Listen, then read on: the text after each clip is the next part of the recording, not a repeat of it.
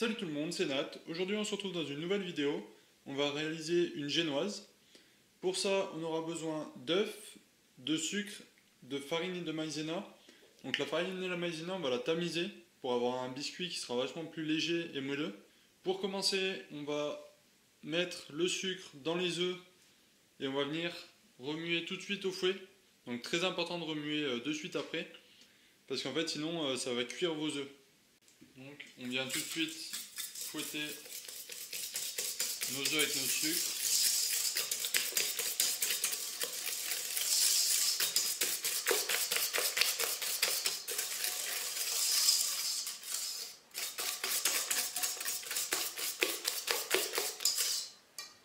Donc voilà, donc là nos œufs ils sont mélangés avec notre sucre, on va venir les pocher à 50 degrés. Donc pour ça, on va prendre un bain-marie. Voilà, donc là on a notre bain-marie avec nos œufs et notre sucre. Et on va venir fouetter jusqu'à ce que le mélange soit à entre 45 et 55 degrés. Pour voir la température de votre génoise, soit vous avez un thermomètre sonde, et dans ces cas-là, vous pouvez contrôler directement la température. Soit si vous n'en avez pas, vous pouvez tout simplement mettre votre doigt, donc toujours propre, hein, dans la génoise. Et il faut que ça commence à piquer en fait sur le doigt, au niveau de la chaleur. Une fois que notre génoise est à 50 degrés, enfin que nos œufs et notre sucre sont à 50 degrés, on va venir les mettre à tourner au mélangeur, donc à monter. Le but c'est vraiment de faire prendre du volume à nos œufs et que ça fasse en fait une texture ruban. Je vous montrerai tout à l'heure. Voilà, donc là on est bien, on a un joli ruban. On peut débarrasser le fouet. Une fois qu'on a notre joli ruban, on va venir incorporer notre farine et notre maïzena qui ont été tamisés avant. Donc toujours petit à petit. Et avec la maryse, on vient partir du centre et relever la masse. Toujours dans le but de perdre le minimum d'air. En 3-4 fois, vous pouvez incorporer votre farine. Et toujours bien aller sur les côtés et au fond de la cuve.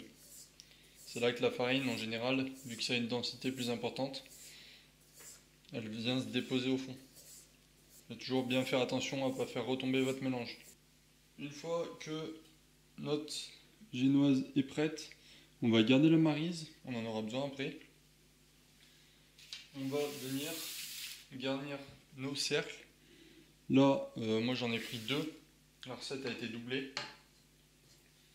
Soit à la maryse, soit à la corne, vous venez déposer dans le fond de votre cercle de la génoise.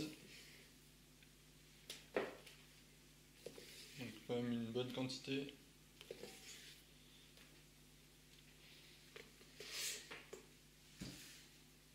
Et avec la maryse, vous allez venir chemiser. Donc chemiser en fait, c'est juste la mettre bien dans le moule. Donc vous remontez contre les parois du cercle. Ça permettra en fait qu'il y en ait bien de partout.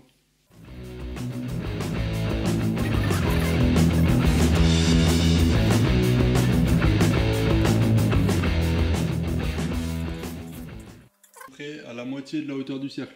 Ça sert à rien de trop en mettre parce que ça va gonfler à la cuisson. La génoise est dans les moules. On va pouvoir l'enfourner à 180 degrés pendant une quinzaine de minutes, entre 15 et 20 minutes. Si vous voulez réaliser une génoise au chocolat, vous pouvez. Il suffit juste en fait de rajouter 25 g de cacao dans la farine et la maïzena. Donc pareil, vous la tamisez et vous l'incorporez en même temps. On va mettre les génoises au four et on se voit dans 20 minutes. Nos génoises sont maintenant cuites, donc elles ont cuit à peu près 17 minutes à 180 degrés.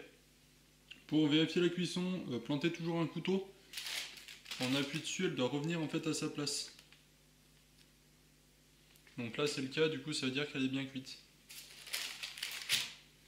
Voilà, j'espère que cette vidéo vous aura plu. N'hésitez pas à mettre un commentaire, une photo de vos réalisations, un pouce bleu en bas de la vidéo si elle vous a plu.